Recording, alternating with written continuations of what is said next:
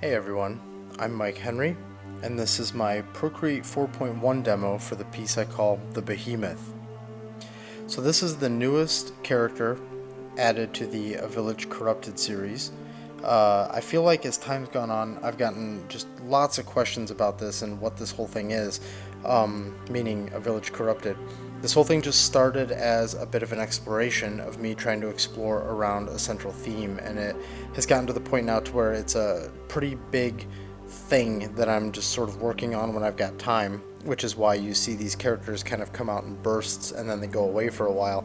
And I'm really passionate about it as a world and what all of these characters do and represent and what they're a part of, but I'm so far from this ever being a real thing. So for right now, it's sort of more just a series of character portraits and then some world stuff, as well as a loose story that I have here, but it's not anywhere prepared to be like anything. So that sort of explains what all of these are. I guess you could just look at them from a viewer's perspective right now as just a series of cool characters that fit together in a similar world, and eventually it'll all mean something. But for now, let's talk about the Behemoth, which is the character you see right here. I wanted a character that was kind of faceless and a character that was just kind of really brutal looking. Some of the other characters, even though they might have some brutal design elements to them, or they might seem like they're pretty hardcore, they all, for the most part, have like a face that you can connect with and a personality that you can connect with.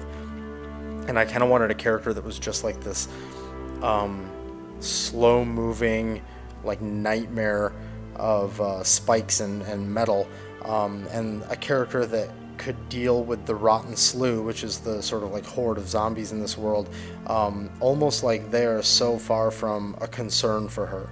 She just sort of moves through the world fairly slowly, but she can sort of also become a bit of a berserker and just kind of rip them to shreds.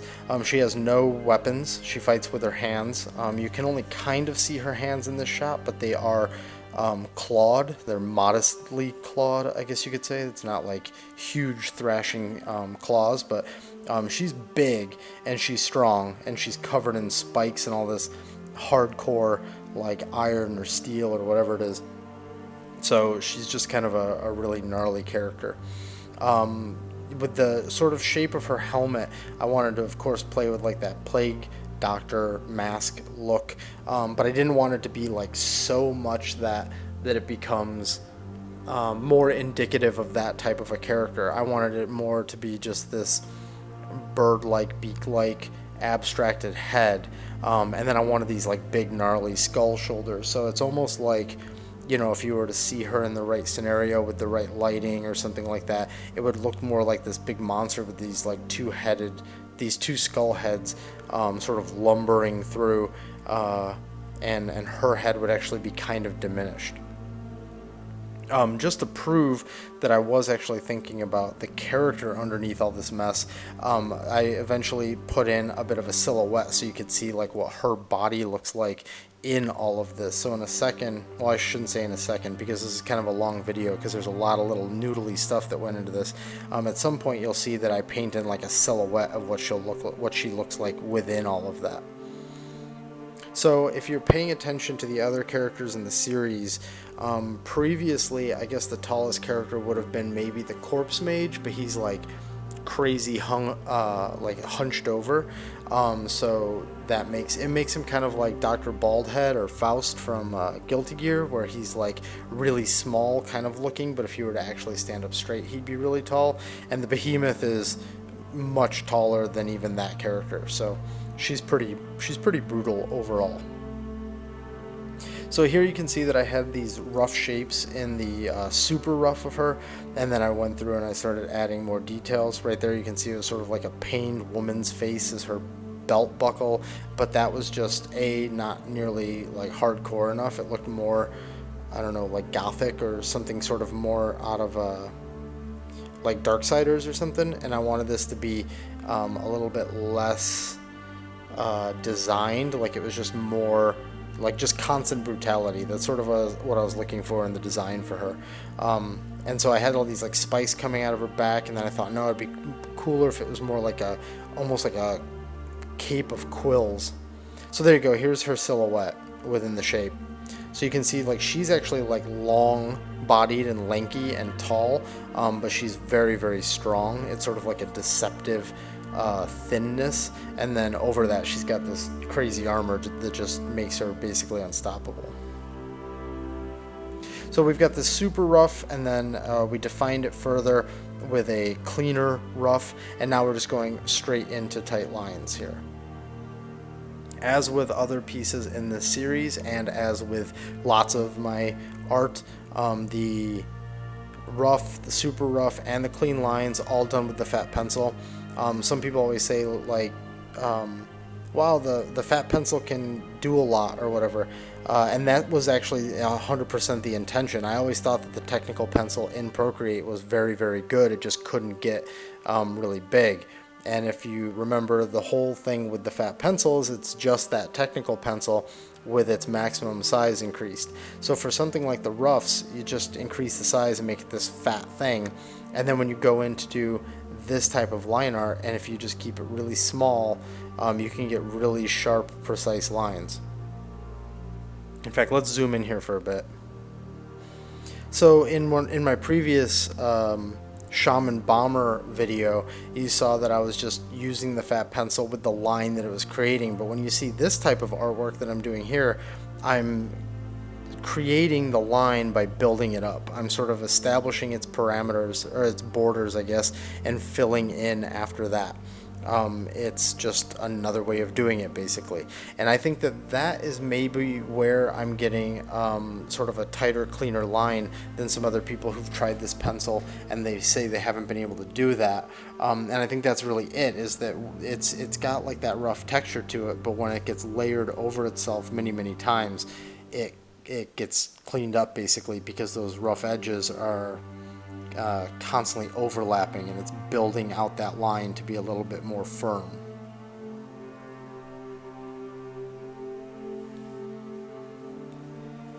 There might be some sequences through this where I'll just sort of let it roll, because I mean, it's a lot of just tighter line drawing in here and not a whole lot to talk about. But I already spoke about the gist of her design. I'll go into just a little bit more detail about each individual component real quick, and then I'll let it roll for a bit. So I mentioned the Plague Doctor helmet mask, and then I wanted this sort of grid going over her eye, where her face would be, so she could look out of there. And then the skull itself, the whole premise behind that was just that I wanted this big, fearsome looking thing that just was also covered in dangerous spikes and like little pyramids and things like that. And just that she looked enough like, if it were in the middle of battle, she looks enough abstracted that she looks like some sort of a monster. But then when you're just adding spikes all over everything, you also have to think about what motifs are you repeating throughout the design. It's absolutely possible that somebody could have a suit of armor that has no motif, and it's just a bunch of random junk that they've thrown together over time. That's possible, and I've certainly designed characters that look like that. But for somebody like this, there had to be some sort of a backstory as to why she's in this particular suit of armor and why she behaves in the way she is and as big as she is, etc., etc. So the first way I start establishing the why is simply by creating a motif where it looks like all of this makes sense going together. So we've got these two giant skulls on each side, and I deliberately didn't put skulls elsewhere because I wanted all that attention to go up there instead of repeating that motif. But you see the spikes are all basically 100% across all of her, aside from the bigger spike that's at the top of the skull. They're all pyramids. That was to make sure that that was a real solid motif throughout it. The other thing was when we get down to like her forearm, she's got this like gothic armor type plating going on, and you'll see me play with it when it actually gets down there, and there's a consistency there that's carried out through other parts of her design as well. There are some sort of one-off elements, like for instance the these pyramid spikes that come out of the front center of her pauldrons. They've got these metal It's like almost looks like there's this folding metal part that can close somehow or something. That really isn't repeated anywhere else. But then you'll see that there's this almost seashell looking piece that covers basically her right ditch, the inside part of her elbow, and that is also repeated elsewhere. Well, eventually elsewhere, but it's repeated up on top of her chest plate, by where like the center grill is going to be, that protects her neck. The part where those spikes come down, right now they come down into that like little spike, and I end up replacing that with the shell piece in order to keep some of that, to keep that motif going. So it's really about saying like, okay, well, I'm coming up with this visual solution for her elbow and this visual solution for her arm and this, and sometimes that can get away from you, and it's good to always stop and make sure that you are repeating certain design elements across the whole character, just for consistency's sake, and to make it look like the whole suit of armor was actually created with an intention instead of just being some absurd collection of a lot of cool little things, but then it just doesn't look like it goes together. That would be more for like a junker robot, or a character whose armor they literally got from like every kill, or they found it as they went along, or something along those lines. So for now, there's really nothing else to talk about, so I'll just let it roll for a bit, and you can watch the line art get created, and then I'll come back in when there's something important to say.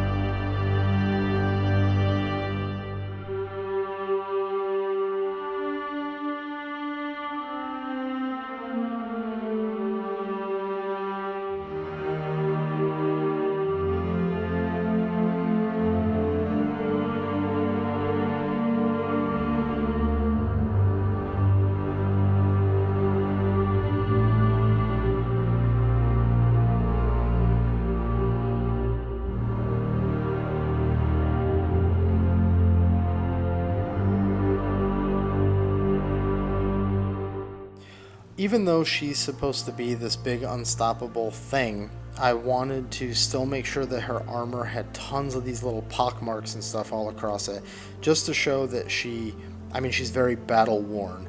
None of these are giant bits of damage that's going to stop her, or it's going to show that like her armor's falling apart. It's literally just to show that it's been through a lot of stuff, but it's still standing and it's not going anywhere. So that was something that it was like after completing every section, I wanted to go back through and make sure that I was putting that in as well. This is one of my favorite aspects of her design, actually. It was just sort of a random thing that I did. It's these leather straps that are like bolted to the material that she's wearing underneath this armor. I think that for creating this big unstoppable character, there's probably some aspect of having these more clothy looking bits that might seem like, well, that's not so protective, but that's where we're starting to just get into like cooler character design. If she was just thoroughly metal, it wouldn't have as much interest. So anyways, cloth with these leather bandings and these bolts all in it, these like little rivets, that I just thought looked really cool, and I was pretty happy with how that part came out. It's also sort of weird because it was something that in my head made a lot of sense, and I sort of already saw it before it was there, and then when I got to that part I was like, oh, I'll just draw it like I thought it would be, and I just sort of didn't even think about it. But in reality, or not in reality, but it was just honestly a weird thought process to be like, oh, well, this is what it looks like, and then I just drew it, and then after I drew it I was like, oh, that's actually kind of cool. I like the way that looks.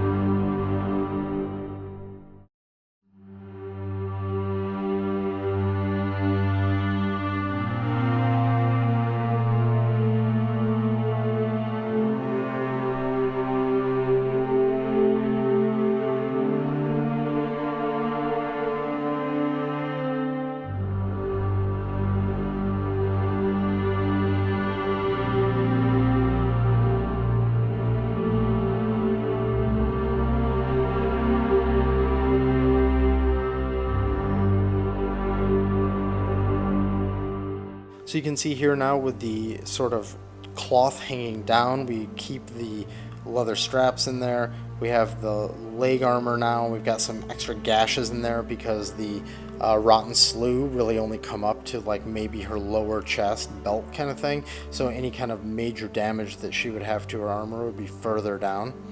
And then here's where I start figuring out how I'm going to do the quill cape.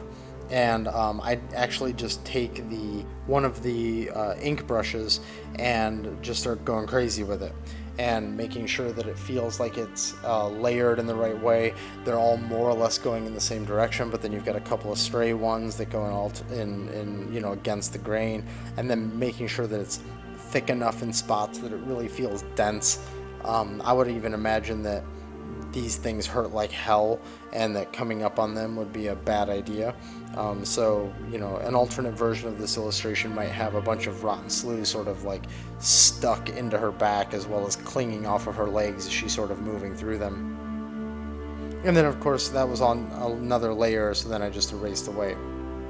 Now we get into the part of the A Village Corrupted series that is the same across all of them, which is the silhouetted backgrounds, and then like one key light from the top, and otherwise a fairly desaturated color palette. I wanted her to be very dark. I wanted her not just in tone, but in actuality. I wanted her to be almost like one big color, but that doesn't really make for that dynamic of a character. And these characters are largely, you know, monochromatic and not dynamic in that way. But I was just worried that it was going to be too lacking.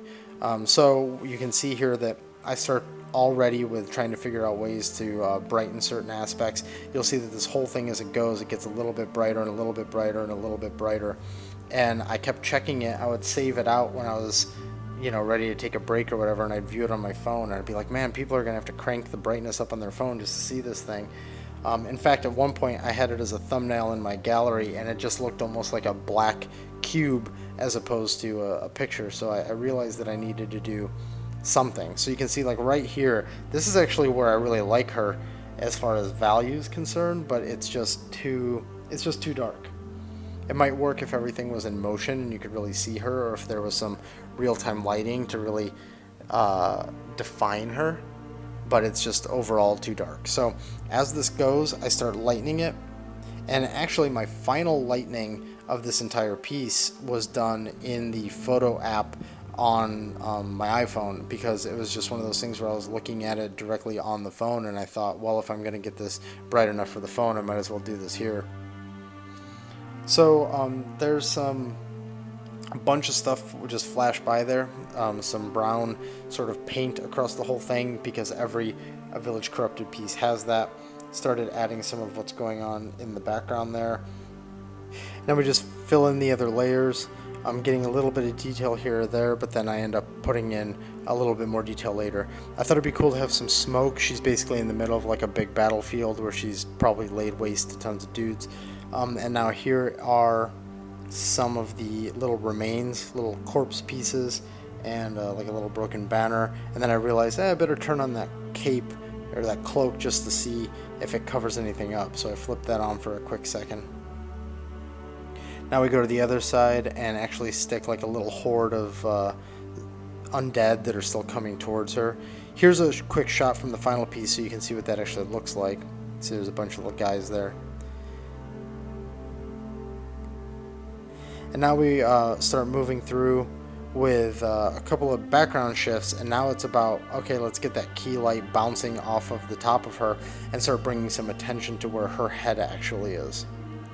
This was also done with the fat pencil. This was done on top of everything so that I could get it as true color as possible, which then also means that I could interrupt the line art a little bit here or there if I really wanted to, just to give it a little bit of that look like it is in fact drawn on top.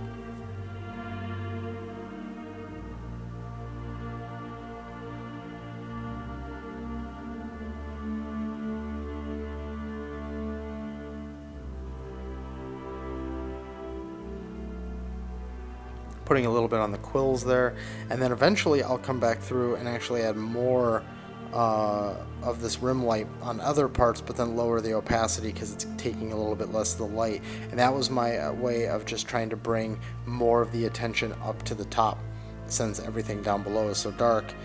And yeah, so we'll see how that goes in a bit. Again, I still really like the piece like this where it's like really dark. But again, when I view it on my iPad and it's like, you know, really big and stuff, it looks great. But once it's on the phone, which I know it wouldn't always be viewed on the phone, but it's nice for it to be able to be read pretty clearly when small, it just blacks out like entirely, so yeah.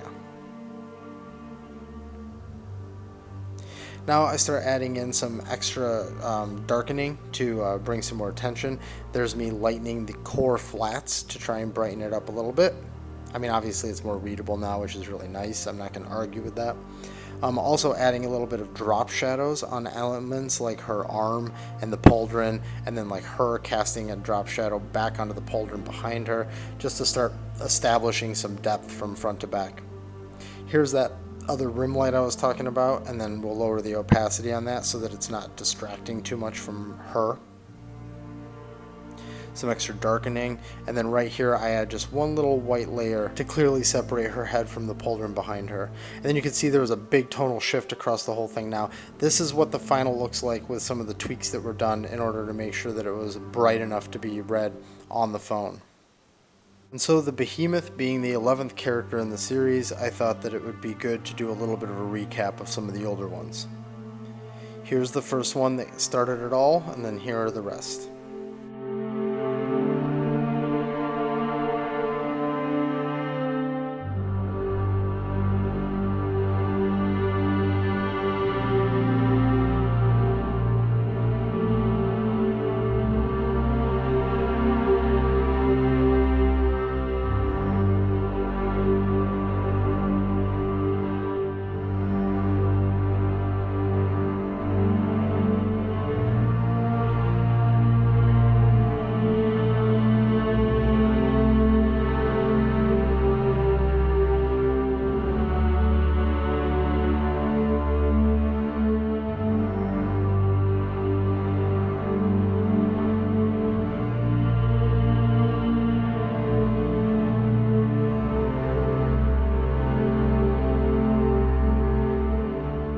And the new edition.